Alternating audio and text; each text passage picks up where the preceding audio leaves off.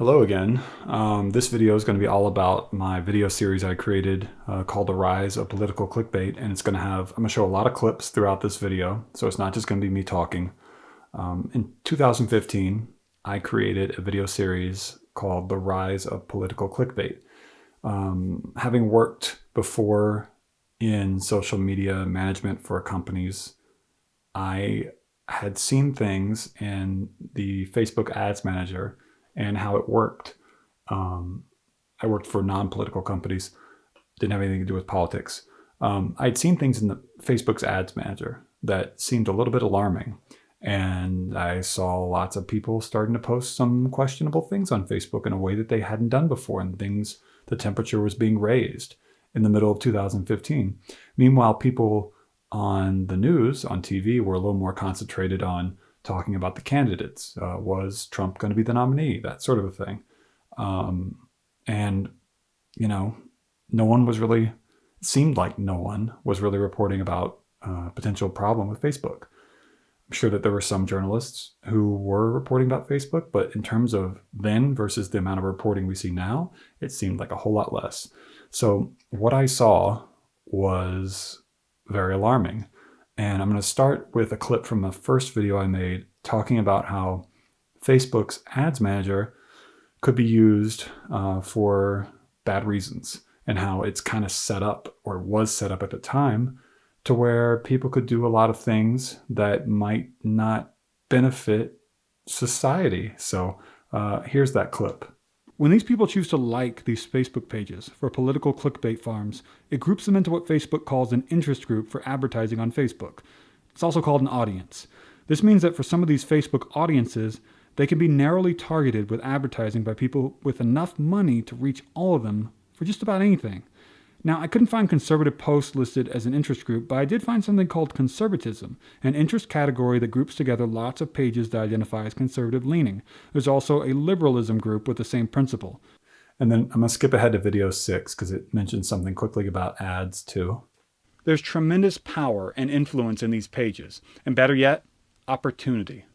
I noticed also that at the time that you could target based upon political affiliation, and they had these interest groups ready to go on Facebook in the Ads Manager. And here's what that looked like. I'm not sure how many people we're talking about here who like these pages, but it's perhaps around, at the very least, 56 million. And that's the total number of people who identify on Facebook in the United States as very conservative or very liberal. And here's the end of the video, my first one. The people saying, "Wake up, America," they're still in a deep sleep. That statement coming out of me sounds like some sensationalist thing you might hear on a TV show, but it's real. This time it's actually real. This video isn't clickbait. This video shows a growing trend that needs to be stopped. For our future, share this video. My name is Jordan. Thanks for watching. Now you could see how I said deep sleep. It's a little bit hokey, I know. It's kind of like when someone types in all caps on Facebook, "You gotta wake up," talking about politics. But I felt like my usage of deep sleep was a little more not delusional. So anyway, I think it applied in that case. So speaking about Facebook Ads Manager, we're now 6 years after I created that video, and we know what happened. Cambridge Analytica had data from a lot of people, millions upon millions, I think 87 million people, and they weren't supposed to have that data. They got it, they obtained the data improperly, to put it lightly, and they targeted people on Facebook with political messaging in order to benefit one of the candidates, from what I remember. And the whole story kind of blew up after the election. And this is one of the reasons I was trying to say something, me and my little voice back when I had only a few thousand subscribers on YouTube, and I still only have a few thousand. But yeah, so that happened in the last 6 years since I made that first video. Facebook Ads Manager got a little out of control. So moving on to the second video I made. In the second video, it concentrates all about a murder at an IKEA store in Sweden. And basically what happened was a lot of websites on the conservative side published some misinformation about the murders.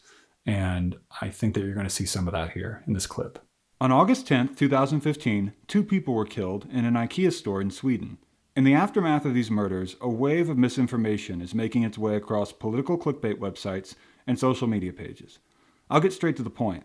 Despite the IKEA story reports stating there were beheadings, that the perpetrator is a Muslim man, and that all IKEA stores are pulling knives from the shelves, none of this is true. Moving along to video number 4, I'm going to show the beginning of it. Here's the beginning. There's something happening on Facebook that few are discussing. First, I'll set this up. Back in August, I posted a video about the murders at an IKEA store in Sweden. Conservative political clickbait websites said the murderer is Muslim. Here's what you see in Google if you type IKEA Muslim without quotes. These are the old stories. Well, guess what? After I made that video, the Washington Post confirmed that the murderer is not Muslim. He's Christian, and the murders were not even religiously motivated. Look at the number of likes on this comment. When you look at people's comments and you might think, oh, this person's lost it a little bit. Look at the number of likes, because maybe it's not one person. Maybe it's a lot of the people who follow a certain page, or maybe it's sometimes a majority. And, you know, that's 6 years ago, and we've all seen what's happened over the last 6 years. And so the temperature's only gone up. So what does that mean for this audience? I'm going to move forward to the 5th video. In this video, there was a shooting at a Planned Parenthood clinic. I was with family at the time whenever it happened, whenever I heard about it. And so since I had been creating a video series, I drove home by myself 4 hours because I wanted to make a new video about it. I scripted it out and put together a whole thing about how there was a lie going around saying that the shooting actually began at the bank next door. Chase Bank actually tweeted from its verified account, no, didn't start at the bank. But it seemed really weird that this lie was going around. So I went home, I made a video, and unfortunately, over the last 4 or 5 years, it only got, I think 5 or 6 years, it only got a few thousand views, not even 10,000 or anything. So I don't know if it was worth it, but yeah. So moving along to video number 6. If you look at Alan West's followers' comments or any extreme political page's comments, they're heavily influenced. These people posted these comments in the same time span when people in San Bernardino were dying, and at the same time the injured were being transported by ambulances to the hospital. Look not just at what the top comments say, but also the number of people that decided it was a good comment, the number of likes on the extreme comments. And at the end of this last video, I noted that political Facebook pages might even lead the pack for political influence in 2016. And I think that we saw that. This is not just where we're heading, it's already happening. In 2016, independent political social media pages may very well lead the pack for political influence. And looking at the Facebook problem itself and what has happened, what's transpired, it's kind of incredible that, to me, that Facebook is still a thing, that it's still around, because how many times can you mess up? How many times are you allowed to do things that, I mean, how much can you get away with? Look at what just happened, the data leak that just happened here in 2021. Unlimited chances is what it seems like. And let's just hope that things don't get worse, because since I made that YouTube video series, The Rise of Political Clickbait, things have gotten worse than I ever thought they would. So I hate to leave you on that note, but that's all I've got. If you want to check out the video series, there's 9 or 10 parts, I think.